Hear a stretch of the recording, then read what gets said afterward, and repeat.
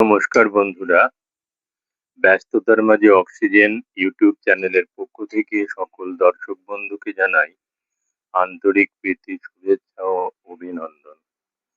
চলে এলাম একটা নতুন ভিডিও নিয়ে।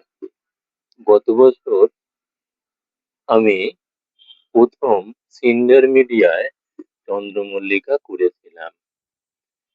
এবারে আবার আমি সিন্ডার মিডিয়ায় চন্দ্রমল্লিকার চারা প্রতিস্থাপন করেছিলাম মে মাসের মাঝামাঝিতে।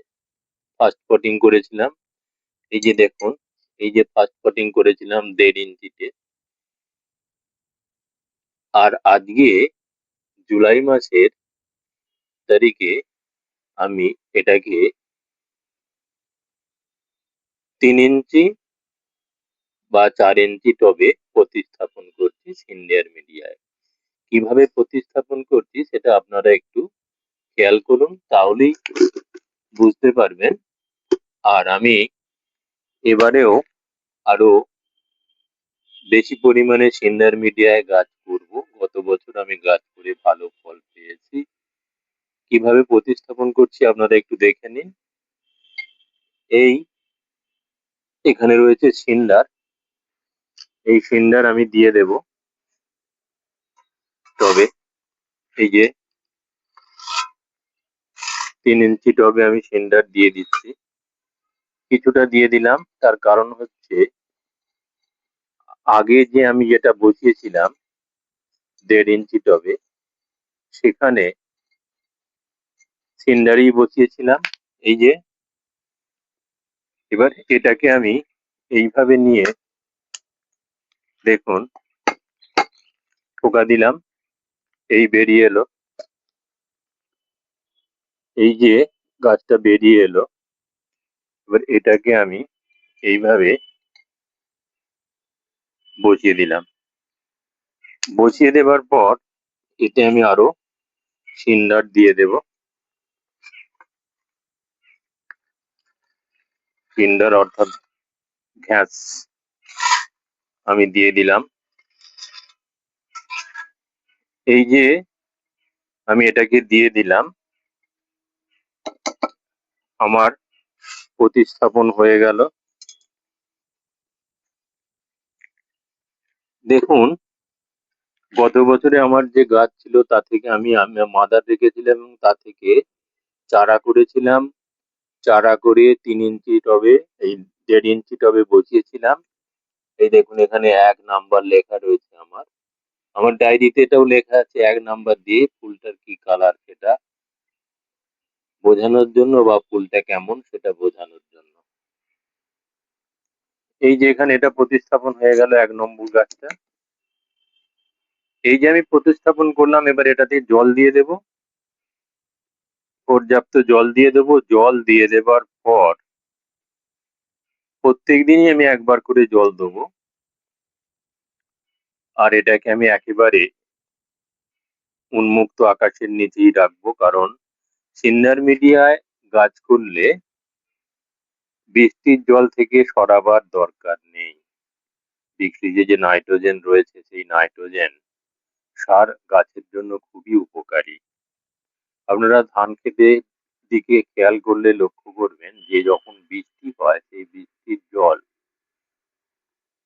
ধান ক্ষেতের শীষ বেয়ে গোড়ায় চলে যাবার ফলে ধান গাছের গোছ ভালো হয় এবং ধান গাছের কালারটা একেবারে ডিপ সবুজের আকার ধারণ করে। ওটা নাইট্রোজেনের জন্য সম্ভবপর। সেই নাইট্রোজেন সার কিন্তু আমাদের বৃষ্টির জলে প্রচুর পরিমাণে রয়েছে। আর যেহেতু আমি সিন্ডার মিডিয়ায় বসাচ্ছি, তাই জল জমে থাকার কোনো সম্ভাবনা প্রায় নেই। সেই জন্য বৃষ্টির জল পেলে গাছটা আরো পুষ্টিগুণ লাভ করে নিজেকে বাড়িয়ে তুলতে সক্ষম হবে। আর এই যে আমি গাছটা রোপণ করলাম, এই গাছটার পর, এই যে গাছটা আমি রোপণ করলাম, এই আজকে থেকে 3 দিন পর থেকে আমি প্রত্যেক দিন 12-61 প্রয়োগ করে যাব। 12-61 1 লিটার জলে 1 গ্রাম, 1 লিটার জলে 1 গ্রাম মিশিয়ে সেই জলটা আমি গাছটাকে স্নান করাবো বা গাছের গোড়ায় দিয়ে দেবো তারপর। এইভাবে এই যে 12-61-0 সেটাকে আমি 3 দিন ছাড়া ছাড়া দেবো। আর দেবো কি, আর মাঝে মাঝে মানে 4 দিনের দিন, 3 দিনের দিন আমি দিলাম 12-61-0 আর 4 দিনের দিন আমি দেবো সাপ পাউডার। ওই 1 লিটার জলে 1 গ্রাম পরিমাণ গুলে ভালো করে গাছে স্প্রে করে দেবো। আর পঞ্চম বা ষষ্ঠ দিনের দিন আমি নিম তেল ইউজ করব। মানে নিম তেল 1 লিটার জলে 1 ml নিম তেল এবং সামান্য একটু শ্যাম্পু ভালো করে মিশিয়ে মিশিয়ে মিশিয়ে জলটা দিয়ে একটু সাদা মতো হয়ে যাবে, তখন আমি ওটা স্প্রেয়ার মেশিনে ভরে আমি স্প্রে করে দেবো গাছে গাছে। তাহলে করে হবে কি, আমার যেমন গাছটা খাদ্যও পাবে, তেমনি ফাঙ্গাসও অ্যাটাক করবে না, আবার কোনো পোকামাকড়ও অ্যাটাক করবে না। তাহলে গাছটা নিজেকে স্বাভাবিকভাবে পুষ্টিগুণ নিয়ে বাড়িয়ে তুলতে পারবে। আর গাছ যত বাড়িয়ে তোলা যাবে, যত ঝোপালো করা যাবে, তত গাছে বেশি পরিমাণে ফুল পাওয়া যাবে। এই যে এখানে আর একটা দেখুন, আমি এই যে 2 নম্বর গাছ, আমার ডায়েরিতে লেখা আছে 2 নম্বরটা কি কালারের ফুল, ফুলটা কিরকম দেখতে, সবকিছু লেখা আছে, উল্লেখ করা আছে। আমি এটাও এখানে প্রতিস্থাপন করব।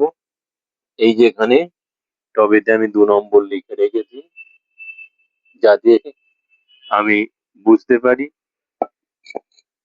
যদিও গত বছরে ফুল হয়েছিল, সুতরাং কোন গাছটায় কিরকম ফুল আমি জানি।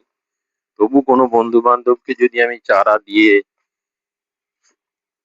গাছের ফুল গাছের চারা দান করে থাকি বা দিয়ে থাকি, তাহলে তাদেরকে বলে দিতে পারবো এই চারাটাতে এই ফুল হবে, সেই ভিত্তিতে নাম্বারিং করে রাখা। এই যে আমি এখান থেকে সিন্ডার, এখানে কিছু সিন্ডার ভরে দিলাম, কিছু ঘাস ভরে দিলাম। এই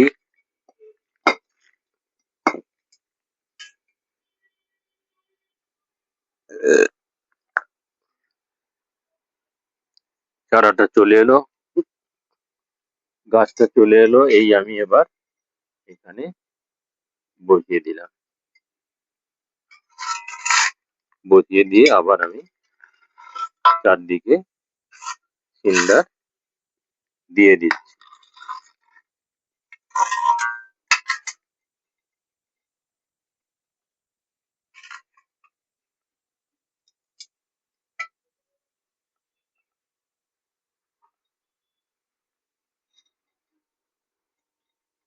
তৃতীয় দিন থেকে খাবার শুরু হবে, খাবারটা হচ্ছে 12-61-0। তৃতীয় দিনে খাবার দেবার পর চতুর্থ দিনে আমি দেব কি, সাপ পাউডার স্প্রে করে দেব জলে মিশিয়ে। বিশেষ কিছু বলছি না, কিভাবে প্রথম থেকে দ্বিতীয় পটিং আমি করলাম সেটা আপনাদের দেখিয়ে দিলাম। যদি কোনো দর্শক বন্ধুর উপকারে লাগে তাহলে সত্যিই আমার ভালো লাগবে। আর এইভাবে গাছ করুন, অবশ্যই কিন্তু চন্দ্রমল্লিকায় প্রচুর প্রচুর প্রচুর পরিমাণে ফুল পাবেন। এটা দ্বিতীয় টব গেল। এরপরে আরো 2 মাস পরে আমি আবার একটা টব চেঞ্জ করব।